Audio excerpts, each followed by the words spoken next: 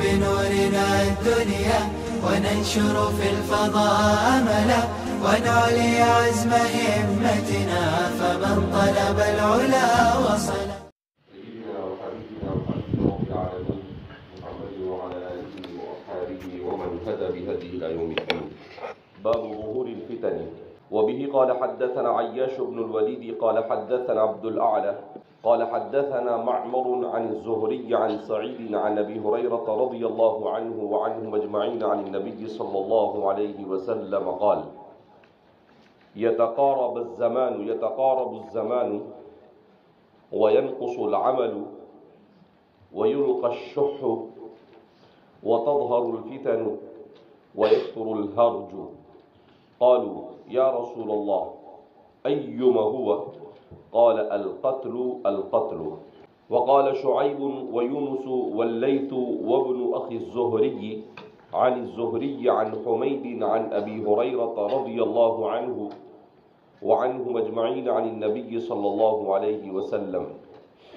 وبه قال حدثنا عبيد الله بن موسى عن الأعمش عن شقيق قال: كنت مع عبد الله وأبي موسى رضي الله عنهما فقال: قال النبي صلى الله عليه وسلم: إن بين يدي الساعة لأياما ينزل فيها الجهل ويرفع فيها العلم ويكثر فيها الهرج والهرج القتل.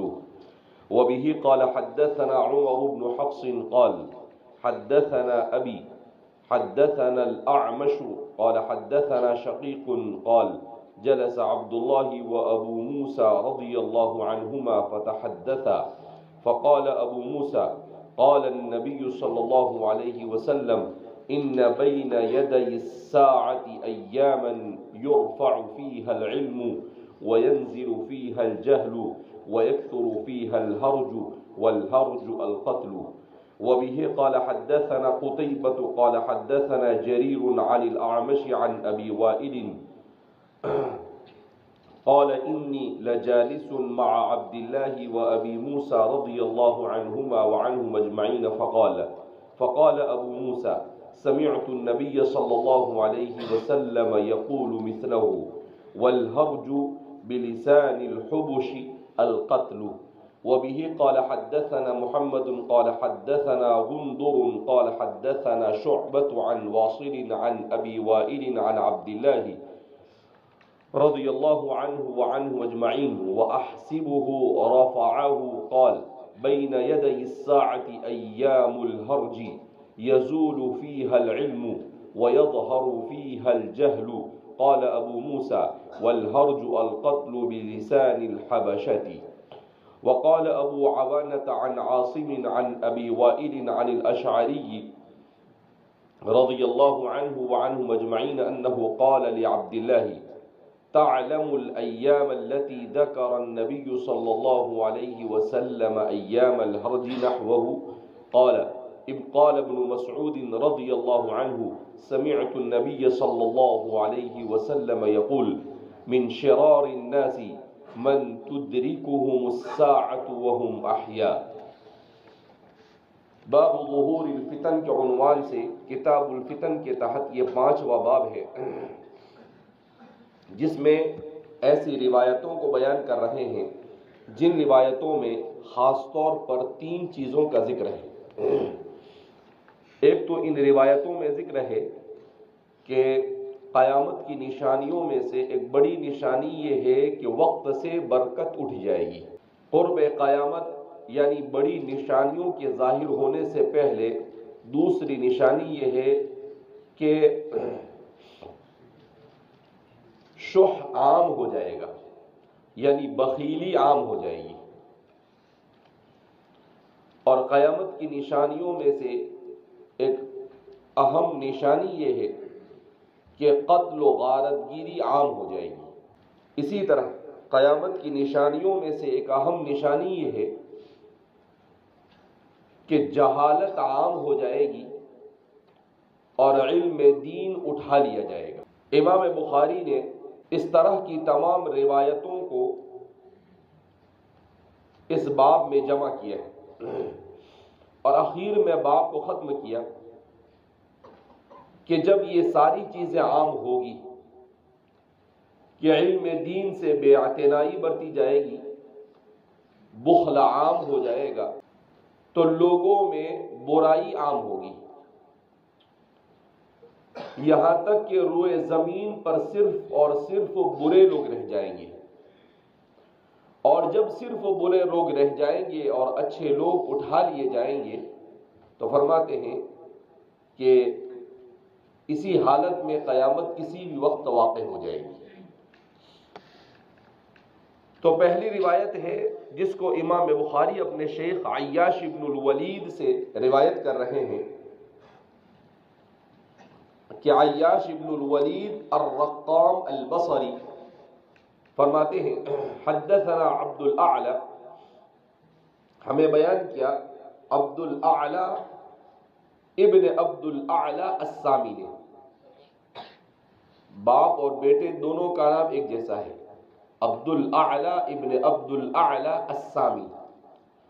قال حدثنا معمر، وہ معمر سے روایت کرتے ہیں اور وہ امام زہری سے، اور وہ حضرت سعید خدری سے، اور وہ حضرت ابو ہریرہ سے، عن النبی صلی اللہ علیہ وسلم، وہ نبی کریم صلی اللہ علیہ وسلم سے روایت کرتے ہیں یتقارب الزمان، زمانہ قریب قریب ہو جائے گا۔ اس کے سلسلے میں مختلف توجیحات حضرات محدثین نے بیان کی ہے۔ محدثین کی ایک جماعت اس کو حقیقت پر محمول کرتی ہے کہ واقعتاً زمانہ قریب ہو جائے گا، یعنی حقیقت کے اعتبار سے زمانے میں اتنی تیزی آئے گی کہ آدمی کو پتہ بھی نہیں چلے گا کہ دن کیسے گزر رہا ہے۔ اس لیے کہ بعض روایتوں میں آتا ہے کہ جب دجال آئے گا تو اس کا ایک دن ایک سال کے برابر ہوگا، دوسرا دن ایک مہینے کے برابر ہوگا، تیسرا دن ایک ہفتے کے برابر ہوگا، اور پھر اس کے بعد تیزی کے ساتھ دن گھنٹوں میں گزر جائیں گے۔ تو جن حضرات کے پیش نظر یہ روایت ہے وہ حضرات اس کو حقیقت پر محمول کرتے ہیں، مگر جمہور محدثین ان کا کہنا یہ ہے کہ اس سے مراد زمانے سے برکت کا اٹھ جانا ہے، اس طور پر کہ آدمی امور تافہہ، لغو اور لا یعنی چیزوں میں ایسا مشغول ہو جائے گا کہ اسے پتہ بھی نہیں چلے گا کہ دن کیسے گزر رہا ہے۔ تو گویا لوگ اپنے 24 گھنٹے میں سے اکثر و بیشتر اوقات کو لا یعنی، بیکار، بے سود امور میں اس طرح سے صرف کریں گے کہ انہیں زندگی کا احساس تک باقی نہیں رہے گا۔ اسی کو رسول اللہ صلی اللہ علیہ وسلم نے تقارب زمان سے تعبیر کیا، اور ہم دیکھ رہے ہیں کہ ایسا ہی ہو رہا کہ لوگ، کوئی موبائل لے کے بیٹھا رہتا ہے، کوئی کرکٹ دیکھتا ہے، کوئی گانے کی محفلوں میں جاتا ہے، گھنٹوں نکل جاتے ہیں اور آدمی کو اس کا پتہ بھی نہیں چلتا۔ تو گویا کہ قیامت کی بڑی نشانیوں کے ظاہر ہونے سے پہلے جو نشانیاں ظاہر ہونے والی ہیں، ان نشانیوں میں کی ایک نشانی یہ بھی ہے۔ اسی لیے اللہ رب العزت کی ایک حکمت یہاں پر یہ بھی سمجھ میں آتی ہے کہ اس امت کی عمر کو اللہ نے مختصر رکھا۔ اعمار امتی بین 60 و 70، 60-70 میں تو ٹپک جاتا ہے، بلکہ حدیث پاک میں ہے کہ قیامت کی نشانیوں میں سے یہ ہے کہ بکثرت بچوں اور جوانوں کو موت واقع ہوگی، یعنی 20, 25, 30 سال میں کوٹا پورا کر کے چلے جائیں گے۔ اس میں بھی اللہ کی رحمت اور حکمت جھلکتی ہے۔ پہلے زمانے میں یہ ہوتا تھا کہ ہر آدمی کو اپنا ہر کام خود کرنا پڑتا تھا. اپنے کپڑے خود دھونے ہیں، اپنے کپڑے خود بوننے پڑتے تھے، اپنا کھانا خود بنانا پڑتا، اپنا کھانا خود سے اگانا پڑتا تھا، اپنی کھیتی خود سے کاٹنی پڑتی تھی. تو اپنی ساری چیزیں خود کرنی پڑتی تھی، جس کی وجہ سے آدمی کے لیے دن کا گزارنا آسان ہوتا تھا کہ وہ صبح سے لے کر شام تک مشغول رہتا تھا اور امور تافہہ میں، بیکار چیزوں میں نہیں، اپنے کام میں ہوتا تھا. پھر جو بچ جاتا تھا وقت اس میں علم حاصل کرتے تھے. اب ہمارا زمانہ ایسا ہے کہ کپڑے دھونے کی بھی مشین آ گئی، کھانا بنانے کی بھی مشینیں آ گئی، تو ہر چیز کی مشینیں آ گئی، تو آدمی کو خود سے اپنا کوئی کام نہیں کرنا پڑتا ہے. تو آدمی ہو گیا فرصت علی خان. اب وہ فرصت ہی فرصت ہے، اس کو کچھ کام دھندا ہے نہیں، اپنا کچھ بھی کرنا نہیں ہے، بالکل سیٹ کی طرح زندگی ہے. تو ظاہر سی بات ہے کہ انسان کے پاس وقت جب کسی کام میں نہیں ہوتا ہے تو انسان کے لیے وہ وقت بڑا خطرناک ہوتا ہے. آدمی آپ کے پاس سے کتاب بھی نہ ہو، موبائل بھی نہ ہو، کچھ نہ ہو، اور آپ کو ایسے بیٹھے رہنے کا بولو، آپ کا وقت نہیں نکلے گا، کیونکہ ذکر کی توفیق تو ہونے والی ہے نہیں. آپ کو ایسے بیٹھا رہے گا پاگل کی طرح، بندر کی طرح، تو اب اس سے ٹائم نہیں نکلتا ہے. تو اللہ رب العزت کے علم میں یہ چیز تھی کہ یہ مشینی دور کی قوم ہے، ان کو لمبی لمبی عمر دینے سے بھی کوئی فائدہ ہے نہیں، کوئی اچھے کام دھندے کرنے والی یہ ہے نہیں، یہ موبائل ہی لے کے بیٹھے رہنے والی ہے. یہ کھیل کود کے اندر میں اور ناچ گانوں کے اندر میں اپنے وقت کو ضائع کرنے والی. اس سے اچھا یہ ہے کہ اس کو شارٹ کٹ میں اپٹا دو. ایک بات یہ سمجھ میں آتی، تو یہ بھی اللہ کی رحمت ہے. اچھا ہے کہ اتنے میں چلا جاتا ہے آدمی. اتنی عمر میں بھی اس وقت دنیا میں سب سے زیادہ جو مالدار ملک ہے وہاں پر خودکشیاں ہوتی ہیں، کیونکہ اتنی عمر بھی لوگوں سے نہیں جھیلی جا رہی. 60-70 سالہ زندگی بھی لوگوں سے جھیلی جاتی نہیں. تو یہ اللہ کی رحمت ہے. اگر 300-400 سال کی عمر ہوتی تو کیا ہوتا.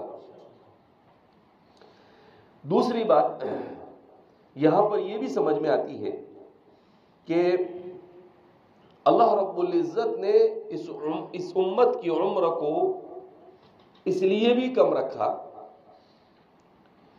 کہ اللہ رب العزت اس کے زیادہ سے زیادہ لوگوں کو جہنم سے بچا کر جنت میں لے جانا چاہتے ہیں. زیادہ سے زیادہ لوگوں کو جہنم سے بچا کر جنت میں لے جانا چاہتے ہیں.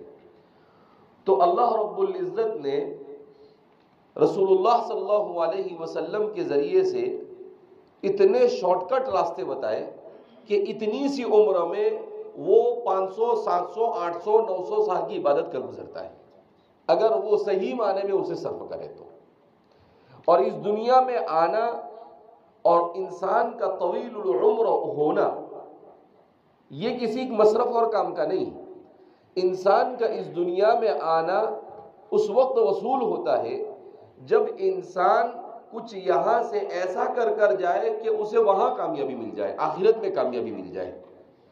تو اس کے لیے اتنے راستے اس کے لیے کھول دیے گئے کہ ان راستوں پر چل کر انسان اس 60 سالہ زندگی میں انسان 900 نہیں، 1000 نہیں، 2000 نہیں، 5000 سال کی عبادت کا ثواب بھی حاصل کر سکتا ہے اگر وہ صحیح معنی میں اپنے وقت کو منظم انداز میں گزارے. کہ اللہ کے رسول صلی اللہ علیہ وسلم نے صبح میں جو پڑھنے کے لیے کہا وہ کرے، دوپہر میں جو پڑھنے کے لیے وہ کرے. تو ہونا یہ چاہیے تھا کہ انسان بیکار چیزوں میں اپنی اس مختصر زندگی کو گزارنے کے بجائے تو اللہ رب العزت نے انسان کے ساتھ، امت محمدیہ کے ان افراد کے ساتھ فضل و کرم کا معاملہ فرمایا کہ آپ صلی اللہ علیہ وسلم فرماتے ہیں صلاۃ التسبیح پڑھ لو تو اتنا ثواب، جمعہ کے دن عصر کے بعد درود پڑھ لو تو اتنا ثواب، فلاں ٹائم کے اوپر فلاں صبح میں 2 رکعت صلاۃ التہجد پڑھ لو تو اتنا ثواب، صبح میں آپ اشراق کی نماز پڑھ لو تو اتنا ثواب، چاشت پڑھو تو اتنا ثواب، اوابین پڑھو تو اتنا ثواب. تو اتنے ثواب عبادتوں کے اوپر ڈال دیے گئے کہ انسان اس مختصر سی زندگی میں ان سب کو اوورٹیک کر کر آگے بڑھ سکتا ہے. اگر انسان چاہے تو.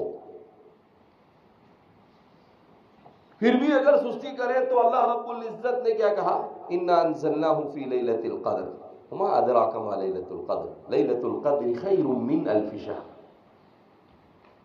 کہ زیادہ نہیں، ایک ہی رات عبادت کر لے دادا. کتنا؟ ایک رات، وہ بھی نہیں ہوتی لوگوں سے.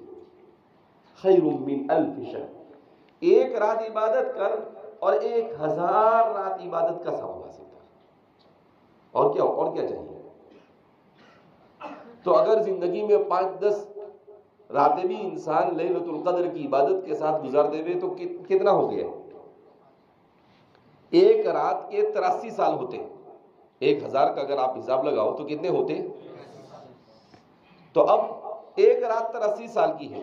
اگر انسان نے 10 رات زندگی کے اندر میں لیلۃ القدر کی عبادت کے ساتھ گزار دیا تو 850-900 سال تو یہی ہو گئے. 850-900 سال تو کیا ہو گئے؟ یہی ہو گئے. تو اللہ نے اس کے لیے ایسا بندوبست کیا. تو اسی میں انسان کے لیے دنیا میں بھی بھلائی ہے اور آخرت میں بھی بھلائی ہے اگر وہ سمجھ سکے تو. اور تو ہی نہ جانے اور تو ہی نہ سمجھے تو اس کا کوئی علاج دنیا کے اندر میں ہے نہیں. اس لیے امت محمدیہ کو اپنی اس زندگی کو بڑے منظم انداز میں گزارنے کی ضرورت ہے. صبح میں کب اٹھے، اٹھنے کے بعد کیا پڑھے، کیا کرے، اور رات تک کے اپنی زندگی کے پورے اوقات کو ایک ایک سیکنڈ کو کیا کرنا چاہیے؟ وصول کرنا چاہیے. جیسا کہ ہمارے اکابرین نے، ہمارے علماء نے، ہمارے اولیاء نے، ہمارے بزرگوں نے، ان لوگوں نے کیا کیا ہے؟ گزارا. اتنی فیسلٹی والی زندگی، اتنی چھوٹی چھوٹی عبادتوں پر اتنے ثواب والی زندگی اللہ رب العزت نے عطا فرمائی، مگر حضرت انسان کو اس کی قدر نہیں ہے. بس وہ اپنے ہی میں مست ہے، تیری میری کرنے میں لگا ہوا ہے. یہ وہ کرتا ہے، فلاں یہ کرتا ہے. لا بابا، تو کیا کرتا ہے؟ تجھے تو کچھ کرنا ہے نہیں. اور تیری میری کرنے میں انسان کیا رہتا ہے؟ لگا رہتا ہے. لہذا انسان کو ان سب چیزوں کو پڑھنے کا مقصد یہی ہے. ان کو پڑھنے کا مقصد معلومات کا اضافہ نہیں ہے. امام بخاری ایسا نہیں چاہ رہے کہ تیرے علم میں اضافہ ایسے ہی معلومات بڑھ جائے. معلومات کے بڑھنے سے کچھ نہیں ہوتا ہے. معلومات یہ نجات کا باعث نہیں ہے. علم پر عمل یہ باعث نجات ہے. تو یہ ساری چیزیں کتاب الفتن کیوں لائے؟ دماغ خراب تھا ان کا. ارے تیرا دماغ خراب ہے کہ وہ کتاب الفتن کے ذریعے سے کیا سمجھانا چاہتے ہیں اس کو سمجھنے کی کوشش کرتا نہیں ہے. تو فرماتے ہیں یتقارب الزمان وینقص العمل، کا عمل کم ہو جائے گا. کیا مطلب؟ علم بہت حاصل کریں گے اور عمل کی باری آئے گی تو کچھ نہیں. 100% علم حاصل کریں گے اور 10% بھی اس پر عمل نہیں کریں گے. علم کے اتنے وسائل، علم کا حصول اتنا آسان. لوگ کتابیں لکھ کر چلے گئے، چھاپنے والے نے کتابیں چھاپ دی، تحقیق کرنے والے نے کتابوں پر تحقیق کر لی، ہر چیز کر کے دے دیا. لقمہ ایسا کھانا بنا کے، لقمہ بنا کے یوں منہ کے پاس رکھ دیا، خالی منہ کھول کے کیا کرنا؟ اس کو چبانا. لیکن وہ بھی نہیں ہوتا. وہ بھی ہوتا یوں منہ گھما دیتا، ایسا کر دیا. کتنا آسان کر دیا. شاید نہیں، یقیناً دنیا میں علم کا حصول آج جتنا آسان ہے اتنا کبھی آسان نہیں. دنیا میں حصول علم جتنا آج آسان ہے کبھی آسان تھا؟ کبھی آسان نہیں تھا. علم کے لیے کیسے کیسے پاپڑ بیلنے پڑتے تھے. لوگوں نے جانیں دے دی، لوگوں نے مال قربان کر دیا، لوگوں نے عزتیں قربان کر دی، لوگوں نے اپنا گھر بار قربان کر دیا. سب کچھ قربان کرتے تھے تب جا کر علم آتا تھا. اور یہاں کچھ قربان نہیں کرنے کا.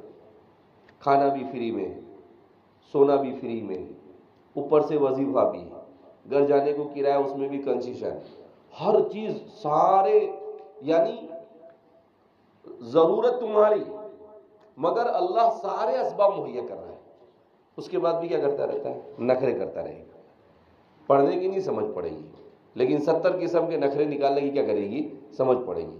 تو اس طرح سے علم آتا نہیں. یہ علم تو قربانیوں سے آتا ہے. العلم لا يعطيك بعضه حتى تعطيه كلك. جب اپنا سب کچھ کھپائے تب جا کر یہ اتنا آتا ہے، اور اس کا اتنا ہی کامیابی کے لیے کیا ہے، کافی ہے. کہ وَيَنْقُصُ الْعَمَلِ، عمل کم ہو جائے. کتنی کتابیں پڑھتے ہیں؟ اول سے لے کر اب تک کی کتنی کتابیں پڑھ کر آیا؟ کبھی گننے کی بھی زحمت نہیں کی. اگر دینیات، حفظ، کتب یہ سب ملا کر آپ گنے تو کم از کم ہمارا طالب علم 14 سال میں کم از کم 150 سے 200 کتابیں پڑھتا ہے. ایک بار کتاب کاغذ لے کے بیٹھ جائیے اور ذرا گن لینا، 200 سے کم کتابیں ہوگی نہیں. اور اس کے بعد بھی مار مار کے مسجد میں نماز پڑھنے لے جانے گا. مسجد میں بیٹھے تو وہاں او کھڑا ہو سنت پڑھ، وہاں بیٹھا ہے مسجد میں، وہاں بیٹھ کے بولنا، نماز کے بعد بھی بولنا پڑتا ہے کہ بھائی 33 مرتبہ سبحان اللہ، 33 مرتبہ الحمدللہ، 33 مرتبہ اللہ اکبر. نہ فرائض کا ٹھکانہ، نہ واجبات کا ٹھکانہ. اور جو نماز پڑھے وہ بھی کنقرۃ الغراب، کوے کی چونچ کی طرح. تو فرماتے ہیں نقصان کسی کا نہیں، اسی کا ہوگا جو عمل نہیں کرے گا. جو فیسلٹیاں مہیا کی جا رہی ہے، جو لوگ اپنا مال دے رہے ہیں ان کو بھی ثواب ملے گا، جو اساتذہ محنت کر رہے ہیں ان کو بھی ثواب ملے گا، جو منتظمین محنت کر رہے ہیں ان کو بھی ثواب مل جائے گا، جو کر رہا ہے ان کو سب کو مل جائے گا. آپ عمل نہیں کریں گے تو آپ خسارے میں رہیں. خسر الدنیا والآخرہ، دنیا میں بھی خسارہ اور آخرت میں بھی خسارہ. اس لیے انسان کو عملی اعتبار سے مضبوط ہونا ضروری ہے. وَيُلْقَى الشُّحُّ، اس کو الشح بھی پڑھا جاتا ہے اور الشح بھی پڑھا جاتا ہے، لیکن قرآن کریم کی جو تعبیر ہے وہ احضرت الانفس الشح، تو وہ ہے الشح، شین کے ضمے کے ساتھ. البتہ لغت میں دونوں ہیں، دو چیزوں پر اس کا اطلاق ہوتا ہے. یعنی بخل کا اطلاق عربی زبان میں بھی، بخل بھی عربی زبان کا لفظ ہے، شح بھی عربی زبان کا لفظ ہے. لیکن شح کہا جاتا ہے بخل مع الحرص، بخیلی اور لالچ دونوں کا جمع ہونا، اسے شح کہا جاتا ہے. کہ جس میں بخل بھی ہو اور ساتھ ساتھ میں لالچ کا مسالہ بھی ہو، دونوں جمع ہو جاوے تو یہ اور زیادہ خطرناک ہوتا. کہا وَيُلْقَى الشُّحُّ، اور شح یہ عام ہو جائے گا. کیا مطلب؟ لالچ اور حرص، لالچ اور بخیلی عام ہو جائے گی. ہر آدمی دنیا کے حرص میں مبتلا ہوگا، دنیا کو پانے کی تو بڑی کوشش کرے گا، مگر اس دنیا کو خرچ کر کر اپنی آخرت کو بنانے کی کوئی فکر نہیں. اس کو کہتے ہیں الشح. دنیا کو کمانے کی بڑی فکر ہوگی کہ کیسے بھی حلال حرام جائز ناجائز کسی بھی طریقے سے مال آ جائے. پھر اس کو خرچ کرنے کی فکر، اس کو اپنی دنیا کے لیے تو خرچ کرے گا مگر اس کو آخرت کے لیے خرچ کرنے کی فکر نہیں ہوگی. وَيُلْقَى الشُّحُّ وَتَظْهَرُ الْفِتَنُ، اور فتنے عام ہو جائیں گے. یعنی قدم قدم پر فتنے ہی فتنے نظر آئیں. نظر اٹھائے تو فتنے، کان کے اوپر اگر توجہ نہ دے تو فتنے، اپنے دماغ کو اگر صحیح استعمال نہ کرے تو فتنہ. اس لیے فرماتے ہیں کہ زبان، دل، کل ہی امام ابن حزم کا مقولہ پڑھا تھا، زبان، دل اور دماغ، ان تینوں کے اوپر انسان کو توجہ دینے کی ضرورت ہے. زبان پر اگر اللہ کا ذکر نہیں ہوگا تو انسان اللہ کے ذکر کے علاوہ دوسری لا یعنی بیکار اور معصیت کے اندر میں مشغول ہو جائے گا. دل میں اللہ کی محبت کو نہیں بٹھائے گا تو غیر اللہ کی محبت دل میں بیٹھ جائے گی. دماغ کو اللہ کی عظمت سے معمور نہیں کرے گا تو دنیا کی عظمت دماغ میں بیٹھ جائے گی. تو اس لیے فرماتے ہیں کہ اپنی زبان، اپنا دل اور اپنا دماغ، ان تینوں چیزوں کو اللہ سے منسلک کرنا یہ انسان کی آخرت کی کامیابی کے لیے ضروری ہے. اس لیے آدمی کو ہمیشہ کوشش کرنی چاہیے کہ زبان ذکر میں مشغول رہے، دل میں اللہ کی محبت کو جگہ ملے، اور جب انسان کثرت سے ذکر کرے گا تو دل میں خود بخود اللہ کی محبت اور دماغ میں اللہ کی عظمت آنا کیا ہو جائے گی؟ شروع ہو جائے گی۔ مگر جب زبان ہی سے اللہ کا ذکر نہیں ہوگا تو دل میں محبت کہاں سے آئے گی؟ آدمی کو جس سے محبت ہوتی ہے وہ ہمیشہ اسے یاد کرتا ہے۔ ماں باپ سے محبت ہے تو جہاں موقع ملا ماں باپ کا تذکرہ کرتا ہے۔ آدمی کو کھانے سے محبت ہے تو وہ کھانے کے تذکرہ کرتا رہے گا۔ آدمی کو دلچسپی ہے جس چیز سے انسان کو دلچسپی ہوتی ہے وہ اس کو ہمیشہ بیان کرتا رہتا ہے۔ تو فرمایا کہ جب اللہ کا ذکر کثرت سے کرے گا تو دل میں محبت آئے گی، دماغ میں عظمت بیٹھے گی، اور اس طریقے سے انسان کی زندگی یہ دنیا ہی کے اندر میں جنت بن جائے گی۔ وَيُلْقَى الشُّحُّ وَتَظْهُرُ الْفِتَنُ وَيَكْثُرُ الْهَرْجُ، اور حرج عام ہو جائے گا۔ قالوا یا رسول اللہ ایما ہوا، حضرات صحابہ نے پہلی مرتبہ اس لفظ کو سنا تھا تو کہا ای شیء ھذہ، یہ حرج کیا ہے؟ کیونکہ اللہ کے رسول صلی اللہ علیہ وسلم اپنے زمانے کے سب سے بڑے ادیب تھے، سارے ادبا فیل،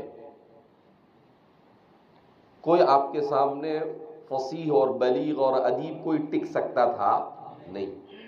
حضرت صحبان ابن وائل بہت زمانے جاہلیت کے انتہائی عظیم خطیب تھے۔ فرماتے ہیں جب وہ خطبہ دینے کے لیے کھڑے ہوتے تھے تو لوگ ایسے دم بخود ہو جاتے تھے، سنتے رہتے تھے، گھنٹوں تک بولتے رہتے تھے، لیکن مجال مجلس کے اندر میں کوئی آدمی حرکت کرے تو صحبان ابن وائل اللہ کے رسول صلی اللہ علیہ وسلم کی خدمت میں آ کر بیٹھے۔ اللہ کے رسول صلی اللہ علیہ وسلم نے جب فصیح و بلیغ عربی کے اندر میں سمجھانا شروع کیا تو فرماتے ہیں کہ جیسے لوگ صحبان کو دیکھتے تھے، صحبان حضور کو دیکھ رہے ہیں،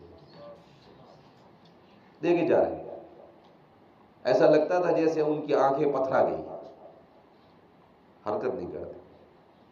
حضور سمجھ گئے کہ صحبان کو جو میسج دینا تھا وہ مل گیا، صحبان کو جو میسج دینا تھا وہ مل گیا۔ تو آپ صلی اللہ علیہ وسلم صحبان کو ذکر کہتا ہے، یا صحبان اتدری، کیا تجھے معلوم ہے ربیت فی بنی سعد، میں بنو سعد میں تربیت پایا ہوں، اس لیے کہ اس وقت سب سے فصیح اور بلیغ قبیلہ جو تھا وہ بنو سعد تھا۔ تو آپ صلی اللہ علیہ وسلم کو اسی لیے حلیمہ سعدیہ لے گئی تھی، تو بچپن سے آپ کی تربیت ایسے ہوئی۔ پھر حضور نے کہا اوتیت جوامع الکلم، اے سعد مجھے اللہ نے بھی جوامع الکلم بتائی۔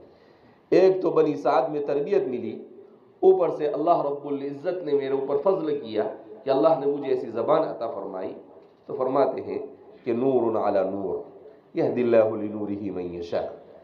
تو اللہ کے رسول صلی اللہ علیہ وسلم انتہائی فصیح و بلیغ زبان کے اندر میں بات کیا کرتے تھے، تو بعض مرتبہ حضرات صحابہ کو بھی پلے نہیں پڑتے۔ سوال پیدا ہو پلے نہیں پڑے ایسا کیوں بولتے تھے؟ اس لیے کہ احیاناً اس طرح کی تعبیرات کو استعمال کرنے کے دو مقصد ہوتے تھے۔ ایک تو یہ کہ سامع کو بھی اس بات کا احساس ہو جائے کہ بھائی صرف میں ہی عربی دانی ہوں، مجھ سے بھاری تو میرے قائد ہے، مجھ سے بھاری تو میرے قائد ہے۔ ایسی تعبیرات استعمال کرتے ہیں کہ اپنے تو وہم و خیال میں بھی کبھی نہیں ہے۔ تو ایک مقصد یہ ہوتا تھا۔ دوسرا مقصد اس کا یہ ہوتا تھا کہ اللہ کے رسول صلی اللہ علیہ وسلم کو کبھی کبھی یہ تعبیرات اس لیے استعمال کرنی پڑتی تھی تاکہ بعد میں آنے والے کو پتہ چلے کہ آپ سے زیادہ فصیح و بلیغ کوئی نہیں گزرا۔ کیوں؟ اس لیے کہ ہر جگہ اگر آسان اور عام فہم استعمال کرتے تو ظاہر سی بات ہے کہ آپ کا یہ بلاغتی پہلو سامنے نہیں آتا، آپ کا یہ بلاغت اور فصاحت کا جو پہلو ہے یہ سامنے آتا نہیں۔ اس وجہ سے حکمت کا تقاضا، ضرورت کا تقاضا یہ تھا کہ کبھی کبھی آپ بہت کم ایسا کرتے تھے تو کبھی کبھی آپ کو ایسے الفاظ استعمال کرنے ضروری تھے۔